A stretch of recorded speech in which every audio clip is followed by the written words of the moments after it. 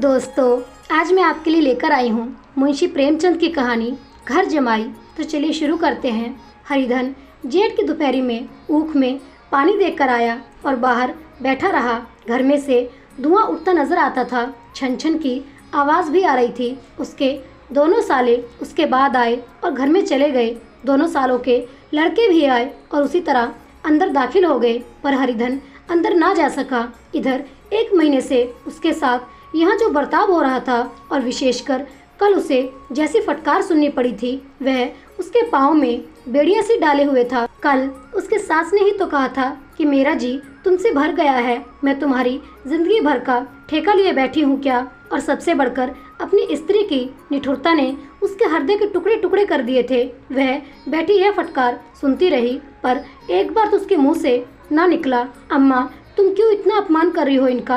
बैठी गट गट सुनती रही। शायद मेरी दुर्गति पर खुश हो रही थी। इस घर में वह कैसे जाए, क्या फिर वही गालियां खाने, वही फटकार सुनने के लिए। और आज इस घर में जीवन के 10 साल गुजर जाने पर यह हाल हो रहा है। मैं किसी से कम काम करता हूँ। दोनों साले मीठी नींद सोए रहते हैं और मैं बैलों को सानी पानी देता हूँ, छाटी काटता हूँ। वहाँ सब लोग पल पल पर चिलम पीते हैं। मैं आंखें बंद किए अपने काम में लगा रहता हूँ। संध्या समय घर वाले गाने बजाने चले जाते हैं। मैं घड़ी रात तक गाय भैंसे धोता रहता हूँ। उसका यह पुरस्कार मिल रहा है कि कोई खाने को भी नहीं पूछता, उल्टे गालियाँ मिलती हैं। उसकी स्त्री घर में से डोल लेकर निकली और बोली, जरा इसे कुएं से खींच लो, एक बूंद पानी नहीं है घर में। हरिधन ने डोल लिया और कुएं से पानी भर लाया। उसे जोर की भूख लगी हुई थी। उसने सोचा कि अब खाने को बुलाने आवेगी, मगर स्त्री डोल लेकर अंदर चली गई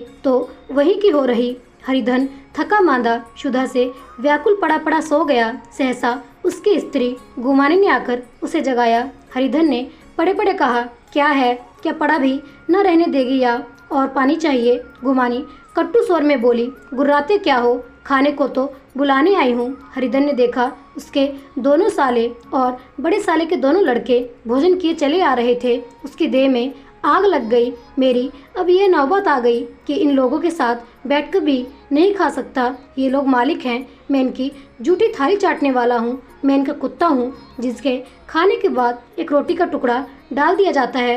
यही घर है जहाँ आज से 10 साल पहले उसका कितना आदर सत्कार होता था। सारे गुलाम बने रहते थे। सास मुँह जोती रहती थी, स्त्री पूजा करती थी। तब उसके पास रुपए थे, जायदाद थी। अब वह दरिद्र है। उसकी सारी जायदाद को इन्हीं लोगों ने कूड़ा कर दिया। अब उसे रोटियों के भी लाले पड़े हैं। उसके जी में एक ज्वाला सी उठी कि इसी वक्त अंदर जाकर सास को और सालों को भिगो भिगो कर लगाए, पर जब्त करके रह गया। पड़े पड़े बोला, मुझे भूख नहीं है, आज ना खाऊंगा। गुमानी ने कहा, ना खाओगे मेरी बला से, हाँ नहीं तो खाओगे तुम्हारे ही पेट में जाएगा, कुछ मेरे पेट में थोड़ी ही चला जाएगा। हरिधन का क्रोध आंसू बन गया। यह मेरी स्त्री है जिसके लिए मैंने अपना सर्वस्व मिट्टी में मिला दिया। मुझे उल्लू बनाकर यह सब अब निकाल देना चाहते हैं। वह अब कहाँ जाए, क्या करे। उसकी सास आकर बोली, चलकर खा क्यों नहीं लेते जी, रूठते किस पर हो। यहाँ तुम्हारे नखरे सहने का किसी में बूता नहीं है। जो देते हो वह मत देना, और क्या करोगे। तुमसे बेटी ब्याई है, कुछ तुम्हारी जिंदगी का ठीका नहीं लिखा है। हरिधन ने भ्रमात होकर कहा, हाँ अम्मा, मेरी भूल थी कि मैं यही समझ रहा था। अब मेरे पास क्या है कि तुम मेरी जिंदगी का ठीका लोगी। जब मेरे पास भी धन था तब सब कुछ आता था, अब दरिद्र हूँ, तुम क्यों बात पूछोगी। बूढ़ी सास भी मुंह फुलाकर भीतर चली गई। बच्चों के लिए बाप एक फालतू सी चीज है, एक विलास की वस्तु है, जैसे घोड़े के लिए चने या बाबुओं के लिए मोहन भोग। माँ रोटी दाल है, मोहन भोग उम्र भर ना मिले तो किसका नुकसान है, मगर एक दिन रोटी दाल के दर्शन ना हो तो फिर देखिए क्या हाल होता है। पिता के दर्शन कभी कभी शाम सवेरे हो जाते हैं। वह बच्चों को उछालता है, दुलारता है, कभी गोद में लेकर या उंगली पकड़कर सैर कराने ले जाता है, और बस यही उसके कर्तव्य की इति है। वह परदेश चला जाए, बच्चे को परवाह नहीं होती, लेकिन माँ तो बच्चे का सर्वस्व है। बालक 1 मिनट के लिए भी उसका वियोग नहीं सह सकता। पिता कोई हो उसे परवाह नहीं, केवल एक उछलने कूदने वाला आदमी होना चाहिए। लेकिन माता तो अपनी ही होनी चाहिए, 16 आने अपनी, वही रूप वही रंग, वही प्यार, वही सब कुछ वह अगर नहीं है तो बालक के जीवन का स्रोत मानो सूख जाता है। फिर वह शिव का नंदी है जिस पर फूल या जल चढ़ाना लाजमी नहीं, अख्तियारी है। हरिधन की माता का आज 10 साल हुए देहांत हो गया था। उस वक्त उसका विवाह हो चुका था। वह 16 साल का कुमार था, पर माँ के मरते ही उसे मालूम हुआ कि मैं कितना निसहाय हूँ, जैसे उस पर उसका कोई अधिकार ही ना रहा हो। बहनों के विवाह हो चुके थे, भाई कोई दूसरा ना था। बेचारा अकेले घर में जाते भी डरता था। माँ के लिए रोता था, पर माँ की परछाई से डरता था। जिस कोठरी में उसने देह त्याग किया था उधर वह आंखें तक न उठाता। घर में एक बुआ थी, वह हरिधन का बहुत दुलार करती थी। हरिधन को अब दूध ज्यादा मिलता, काम भी कम करना पड़ता। बुआ बार बार पूछती, बेटा कुछ खाओगे? बाप भी अब उसे ज्यादा प्यार करता, उसके लिए अलग एक गाय मंगवा दी। कभी कभी उसे कुछ पैसे दे देता कि जैसे चाहे खर्च करे, पर इन मरहमों में से वह घाव न पूरा होता था जिसने उसकी आत्मा को आहत कर दिया था। यह दुलार और प्यार उसे बार बार माँ की याद दिलाता। माँ की घुड़कियों में जो मज़ा था वह क्या इस दुलार में था? माँ से मांगकर, लड़कर, ठुनक कर, रूठ कर लेने में जो आनंद आता था वह क्या इस भिक्षा दान में था? पहले वह स्वस्थ था, मांगकर खाता था, लड़ लड़ कर खाता था। अब वह बीमार था, अच्छे से अच्छे पदार्थ उसे दिए जाते थे पर भूख ना थी। साल भर तक वह इस दशा में रहा। फिर दुनिया बदल गई। एक नई स्त्री जिसे लोग उसकी माता कहते थे उसके घर में आई और वो देखते देखते एक काली घटा की तरह उसके संकुचन भूमंडल पर छा गई।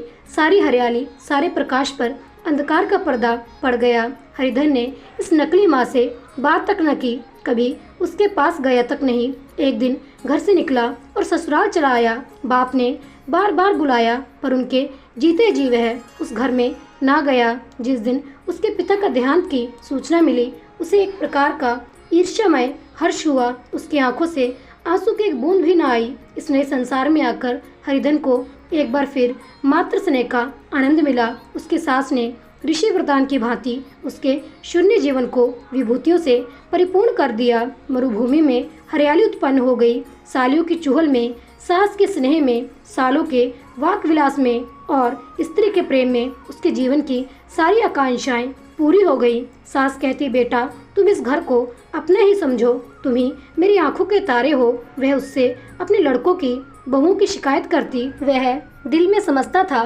सास जी मुझे अपने बेटों से भी ज्यादा चाहती हैं। बाप के मरते ही वह घर गया और अपने हिस्से की जायदाद को कूड़ा करके रुपयों की थैली लिए हुए आ गया। अब उसका दूना आदर सत्कार होने लगा। उसने अपनी सारी संपत्ति सास के चरणों पर अर्पण करके अपने जीवन को सार्थक कर दिया। अब तक उसे कभी कभी घर की याद आ जाती थी, अब भूलकर भी उसकी याद न आती, मानो वह उसके जीवन का कोई भीषण कांड था जिसे भूल जाना ही उसके लिए अच्छा था। वह सबसे पहले उठता, सबसे ज्यादा काम करता। उसका मनोयोग, उसका परिश्रम देखकर गांव के लोग दांतों तले उंगली दबाते थे। उसके ससुर का भाग बखानते जिसे ऐसा दामाद मिल गया। लेकिन ज्यों ज्यों दिन गुजरते गए उसका मान सम्मान घटता गया। पहले देवता, फिर घर का आदमी, अंत में घर का दास हो गया। रोटियों में भी बाधा पड़ने लग गई, अपमान होने लगा। अगर घर के लोग भूखे मरते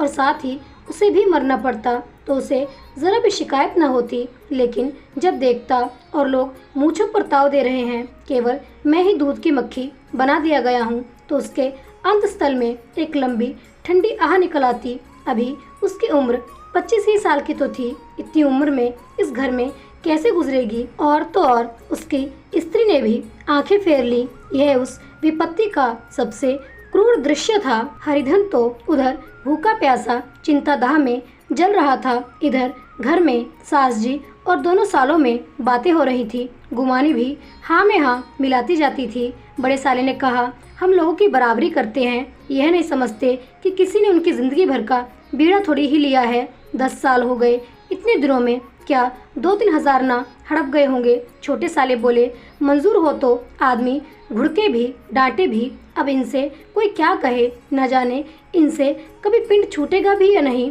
अपने दिल में समझते होंगे मैंने 2000 रुपये नहीं दिए हैं, यह नहीं समझते कि उन 2000 कब के उड़ चुके 1.25 सेर तो 1 जून को हो चाहिए। सास ने गंभीर भाव से कहा, बड़ी भारी खुराक है। गुमानी माता के सिर से जू निकाल रही थी। सुलगते हुए हृदय से बोली, निकम्मे आदमी को खाने के सिवाय और काम ही क्या रहता है। बड़े खाने की कोई बात नहीं है, जिसकी जितनी भूख हो उतना खाए, लेकिन कुछ पैदा भी तो करना चाहिए। यह नहीं समझते कि पहुने में किसके दिन कटे हैं। छोटे, मैं तो एक दिन कह दूंगा, अब अपनी राह लीजिए, आपका कर्जा नहीं खाया है। गुमानी घर वालों की ऐसी ऐसी बातें सुनकर अपने पति से द्वेष करने लगी थी। अगर वह बाहर से 4 पैसे लाता तो इस घर में उसका कितना मान सम्मान होता। वह भी रानी बनकर रहती। ना जाने क्यों कहीं बाहर जाकर कमाते उसकी नानी मरती है। गुमानी की मनोवृत्तियां अभी तक बिल्कुल बालपन की सी थी। उसका अपना कोई घर ना था। उसी घर का हित अहित उसके लिए भी प्रधान था। वह भी उन्हीं शब्दों में विचार करती, इस समस्या को उन्हीं आंखों से देखती जैसे उसके घरवाले देखते थे। सच तो 2000 रुपए में क्या किसी को मोल ले लेंगे। 10 साल में 2000 होते ही क्या हैं। 200 ही तो साल भर के हुए। क्या 2 आदमी साल भर में 200 भी ना खाएंगे। फिर कपड़े लेते, दूध घी सभी कुछ तो है। 10 साल हो गए, एक पीतल का छल्ला नहीं बना। घर से निकलते तो जैसे इनके प्राण निकलते हैं। जानते हैं जैसे पहले पूजा होती थी वैसे ही जन्म भर होती रहेगी। यह नहीं सोचते कि पहले और बात थी, अब और बात है। बहू तो पहले ससुराल जाती है तो उसका कितना मातम होता है। उसके डोली से उतरते ही बाजे बजते हैं। गांव मोहल्ले की औरतें उसका मुंह देखने आती हैं और रुपए देती हैं। महीनों उसे घर भर से अच्छा खाने को मिलता है, अच्छा पहनने को कोई काम नहीं लिया जाता। लेकिन 6 महीनों के बाद वह काम वाली हो जाती है। उनके घर में मेरी भी तो वही गति होती। फिर काहे का रोना। जो यह कहो कि मैं तो काम करता हूँ तो तुम्हारी भूल है। मंजूर की और बात है, उसे आदमी डांटता भी है, मारता भी है। जब चाहता है रखता है, जब चाहता है निकाल देता है, कसकर काम लेता है। यह नहीं कि जब जी में आया कुछ काम किया, जब जी में आया पढ़कर सो रहे। हरिधन अभी पड़ा अंदर ही अंदर सुलग रहा था कि दोनों साले बाहर आए और बड़े साहब बोले, भैया उठो, तीसरा पहर ढल गया, कब तक सोते रहोगे, सारा खेत पड़ा हुआ है। हरिधन चट उठ बैठा और तीव्र स्वर में बोला, क्या तुम लोगों ने मुझे उल्लू समझ लिया है। दोनों साले हक्का बक्का हो गए। जिस आदमी ने कभी जबान नहीं खोली, हमेशा गुलामों की तरह हाथ बात हाजिर रहा, वह आज एकाएक इतना आत्मविभानी हो जाए, यह उनको चौंका देने के लिए काफी था। कुछ जवाब न सूझा। हरिधन ने देखा इन दोनों के कदम उखड़ गए हैं तो एक धक्का और देने की प्रबल इच्छा को ना रोक सका। उसी ढंग से बोला, मेरी भी आंखें हैं, अंधा नहीं हूँ, ना ही बहरा हूँ। छाती फाड़कर काम करूँ और उस पर भी कुत्ता समझा जाऊँ। ऐसे गधे और कहीं होंगे। अब बड़े साले भी गरम पड़े। तुम्हें किसी ने यहाँ बांधे तो नहीं रखा है। अब की हरिधन लाजवाब हुआ। कोई बात न सूझी। बड़े ने फिर उसी ढंग से कहा, अगर तुम यह चाहो कि जन्म भर पहनू बने रहो और तुम्हारा वैसा ही आदर सत्कार होता रहे तो यह हमारे वश की बात नहीं है। हरिधन ने आंखें निकालकर कहा, क्या मैं तुम लोगों से कम काम करता हूँ। बड़े, यह कौन कहता है। हरिधन, तो तुम्हारे घर की नीति है कि जो सबसे ज्यादा काम करे वही भूखों मारा जाए। बड़े, तुम खुद खाने नहीं गए, क्या कोई तुम्हारे मुंह में कौर डाल देता। हरिधन ने ओठ चबाकर कहा, मैं खुद खाने नहीं गया। कहते तुम्हें लाज नहीं आती। नहीं आई थी बहन तुम्हें बुलाने। छोटे साले ने कहा, अम्मा भी तो आई थी, तुमने कह दिया मुझे भूख नहीं है तो क्या करती। सास भीतर से लपकी चली आ रही थी। यह बात सुनकर बोली, कितना कहकर हार गई। कोई उठे ना तो मैं क्या करूं। हरिधन ने विष, खून और आग से भरे हुए स्वर में कहा, मैं तुम्हारे लड़कों का जूठा खाने के लिए हूँ। मैं कुत्ता हूँ कि तुम लोग खाकर मेरे सामने रूखी रोटी का टुकड़ा फेंक दो। बुढ़िया ने ऐंठकर कहा, तो क्या तुम लड़कों की बराबरी करोगे। हरिधन परास्त हो गया। बुढ़िया ने एक ही वाक प्रहार में उसका काम तमाम कर दिया। उसकी तनी हुई भवें ढीली पड़ गई, आंखों की आग बुझ गई, फड़कते हुए नथुने शांत हो गए। किसी आहत मनुष्य की भांति वह जमीन पर गिर पड़ा। क्या तुम मेरे लड़कों की बराबरी करोगे। यह वाक्य एक लंबे भाले की तरह उसके हृदय में चुभता चला जाता था। न हृदय का अंत था न उस भाले का। सारे घर ने खाया पर हरिधन न उठा। सास ने मनाया, सालियों ने मनाया, ससुर ने मनाया, दोनों साले मनाकर थक गए। हरिधन न उठा। वही द्वार पर एक टाट पर पड़ा था। उसे उठाकर सबसे अलग कुएं पर ले गया और जगत पर बिछाकर पड़ा रहा। रात भीग चुकी थी। अनंत प्रकाश में उज्जवल तारे बालकों की भांति क्रीड़ा कर रहे थे। कोई नाचता था, कोई उछलता था, कोई हंसता था, कोई आंखें भींचकर फिर खोल देता। कोई साहसी बालक सपाट भरकर एक पल में उस विस्तृत क्षेत्र को पार कर लेता था और ना जाने कहाँ छिप जाता था। हरिधन को अपना बचपन याद आया, जब वह भी इसी तरह क्रीड़ा करता था। उसकी बाल स्मृतियाँ उन्हीं चमकीले तारों की भांति प्रज्वलित हो गईं। वह अपना छोटा सा घर, वहाँ आम के बाग जहाँ वह कैरियर चुना करता था, वह मैदान जहाँ वह कबड्डी खेला करता था, सब उसे याद आने लगा। फिर अपनी स्नेहमयी माता की सदैव मूर्ति उसके सामने खड़ी हो गई। उन आँखों में कितनी करुणा थी, कितनी दया थी। उसे ऐसा जान पड़ा मानो माता आँखों से आंसू भरे उसे छाती से लगा लेने के लिए हाथ फैलाए उसकी ओर चली आ रही हैं। वह उस मधुर भावना में अपने को भूल गया। ऐसा जान पड़ा मानो माता ने उसे छाती से लगा लिया है और उसके सिर पर हाथ फेर रही है। वह रोने लगा, फूट फूट कर रोने लगा। उसी आत्म सम्मोहित दशा में उसके मुंह से ये शब्द निकला, अम्मा, तुमने मुझे इतना भुला दिया। देखो तुम्हारे प्यार लाल की क्या दशा हो रही है। कोई उसे पानी को भी नहीं पूछता। क्या जहाँ तुम हो वहाँ मेरे लिए जगह नहीं है। सहसा गुमानी ने आकर पुकारा, क्या सो गए हो तुम? नौज किसी को ऐसी राक्षसी नींद ना आए, चलकर खा क्यों नहीं लेते? कब तक कोई तुम्हारे लिए बैठा रहे? हरिधन उस कल्पना जगत से क्रूर प्रत्यक्ष में आ गया। वहीं कुएं की जगत थी, वहीं फटा हुआ टाट और गुमानी सामने खड़ी कह रही थी, कब तक कोई तुम्हारे लिए बैठा रहे? हरिधन उठ बैठा और मानो तलवार म्यान से निकालकर बोला, भला तुम्हें मेरी सुध तो आई? मैंने तो कह दिया था मुझे भूख नहीं है। गुमानी, तो 9 के दिन ना खाओगे, अब इस घर का पानी भी न पियोगे। तुझे मेरे साथ चलना है या नहीं? दृढ़ संकल्प से भरे हुए इन शब्दों को सुनकर गुमानी सहम उठी, बोली, कहाँ जा रहे हो? हरिधन ने मानो नशे में कहा, तुझे इससे क्या मतलब? मेरे साथ चलेगी या नहीं? फिर पीछे से न कहना मुझसे कहा नहीं। गुमानी आपत्ति के भाव से बोली, तुम बताते क्यों नहीं? कहाँ जा रहे हो? तू मेरे साथ चलेगी या नहीं? जब तक तुम बता न दोगे मैं नहीं जाऊंगी। तो मालूम हो गया तू नहीं जाना चाहती, मुझे इतना ही पूछना था। नहीं, अब तक मैं आधी दूर निकल गया होता। यह कहकर वह उठा और अपने घर की ओर चला। गुमानी पुकारती रही, सुन लो, सुन लो, पर उसने पीछे फिरकर भी न देखा। 30 मील की मंजिल हरिधन ने 5 घंटों में तय की। जब वह अपने गांव की अमराइयों के सामने पहुंचा तो उसकी मातृभावना उषा की सुनहरी गोद में खेल रही थी। उन वृक्षों को देखकर उसका विहिल हृदय नाचने लगा। मंदिर का वह सुनहरा कलश देखकर वह इस तरह दौड़ा मानो एक छलांग में उसके ऊपर जा पहुंचेगा। वह वेग में दौड़ा जा रहा था मानो उसकी माता गोद फैलाए उसे बुला रही हो। जब वह आमों के बाग में पहुंचा, जहां डालियों पर बैठकर वह हाथी की सवारी का आनंद पाता था, जहां की कच्ची बेरी और लिसोड़ों में एक स्वर्गीय स्वाद था, तो वह वहां बैठ गया और भूमि पर सिर झुकाकर रोने लगा, मानो अपनी माता को अपनी विपत्ति की कथा सुना रहा हो। वहाँ की वायु में, वहाँ के प्रकाश में मानो उसकी विराट रूपिणी माता व्याप्त हो रही थी। वहाँ की अंगुल अंगुल भूमि माता के पद चिन्हों से पवित्र थी। माता के स्नेह में डूबे हुए शब्द अभी तक मानो आकाश में गूंज रहे थे। इस वायु और इस आकाश में ना जाने कौन सी संजीवनी थी जिसने उसके शोकार्ते हृदय को बालोत्सव से भर दिया था। वह एक पेड़ पर चढ़ गया और अंदर से आम तोड़ कर खाने लगा। सास के वह कठोर शब्द, स्त्री का वह निठुर आहत, वह सारा अपमान वह भूल गया। उसके पांव फूल गए थे, तलवों में जलन हो रही थी, पर इस आनंद में उसे किसी बात का ध्यान न था। सहसा रखवाली ने पुकारा, वह कौन ऊपर चढ़ा हुआ है रे? उत्तर, अभी नहीं तो ऐसा पत्थर खींचकर मारूंगा कि वहीं ठंडे हो जाओगे। उसने कई गालियां भी दी। इस फटकार और इन गालियों में इस समय हरिधन को अलौकिक आनंद मिल रहा था।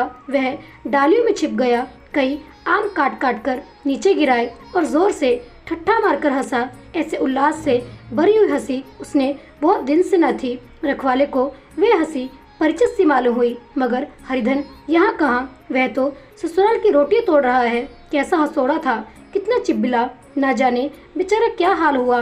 पेड़ की डाल से तालाब में कूद पड़ता था। अब गांव में ऐसा कौन है? डांट कर बोला, वहाँ बैठे बैठे हंसोगे तो आकर सारी हंसी निकाल दूंगा। नहीं, सीधे नीचे उतर आओ। वह गाली देने जा ही रहा था कि एक गुठली आकर उसके सर पर लगी। सर सहलाता हुआ बोला, ये कौन शैतान है? नहीं मानता, ठहर, तो मैं आकर तेरी खबर लेता हूँ। उसने अपनी लकड़ी नीचे रख दी और बंदरों की तरह झटपट ऊपर चढ़ गया। देखा तो हरिधन बैठा मुस्कुरा रहा है।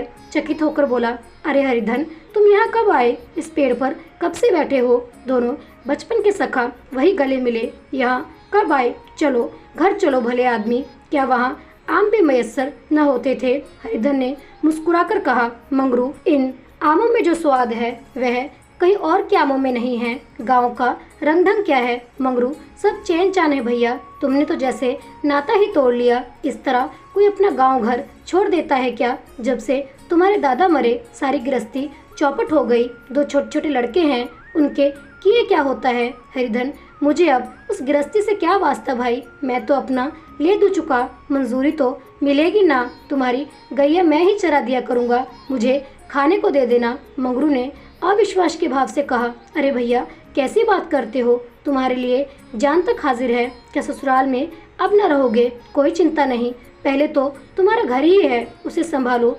छोटे छोटे बच्चे हैं, उनको पालो। तुम नई अम्मा से नाहक डरते थे, बड़ी सीधी है बेचारी, बस अपनी ही माँ समझो। तुम्हें पाकर तो निहाल हो जाएगी। अच्छा, घरवाली को भी तो लाओगे? हरिधन, उसका अब मुंह न देखूंगा, मेरे लिए वह मर गई। मंगरू, तो दूसरी सगाई हो जाएगी। अब की ऐसी मेहरिया ला दूंगा कि उसके पैर धो धो कर पियोगे। लेकिन कहीं पहले भी आ गई तो हरिधन, वह न आएगी। हरिधन अपने घर पहुंचा तो दोनों भाई भैया आए कहकर भीतर दौड़े और अम्मा को खबर कर दी। उस घर में कदम रखते ही हरिधन को ऐसी शांत महिमा का अनुभव हुआ मानो वह अपनी माँ की गोद में बैठा हुआ है। इतने दिनों ठोकरों खाने से उसका हृदय कोमल हो गया था। जहाँ पहले अभिमान था, आग्रह था, हेकड़ी थी, वहाँ अब निराशा थी, पराजय थी और याचना थी। बीमारी का जोर कम हो चुका था, अब उस पर मामूली दवा भी असर कर सकती थी। किले की दीवारें छिंद चुकी थी, अब उसमें घुस जाना ऐसा ना था। वही घर जिससे वह एक दिन विरक्त हो गया था, अब गोद फैलाए उसे आश्रय देने को तैयार था। हरिधन का मन यह आश्रय पाकर मानो तृप्त हो गया। शाम को माता ने कहा, बेटा तुम घर आ गए, हमारे धनबाद, अब इन बच्चों को पालो। माँ का नाता ना सही, बाप का नाता तो है ही। मुझे एक रोटी दे देना, खाकर एक कोने में पड़ी रहूंगी। तुम्हारी अम्मा से मेरा बहन का नाता है, उस नाते से भी तो तुम मेरे लड़के होते हो। हरिधन की मात्र आंखों को माता के रूप में अपनी माता के दर्शन हुए। घर के एक एक कोने में मातृ स्मृतियाँ की छटा चांदनी की भांति छिटकी हुई थी। विमाता का प्रौढ़ मुखमंडल भी उसी छटा से रंजित था। दूसरे दिन हरिधन फिर कंधे पर हल रखकर खेत को चला। उसके मुख पर उल्लास था और आंखों में गर्व।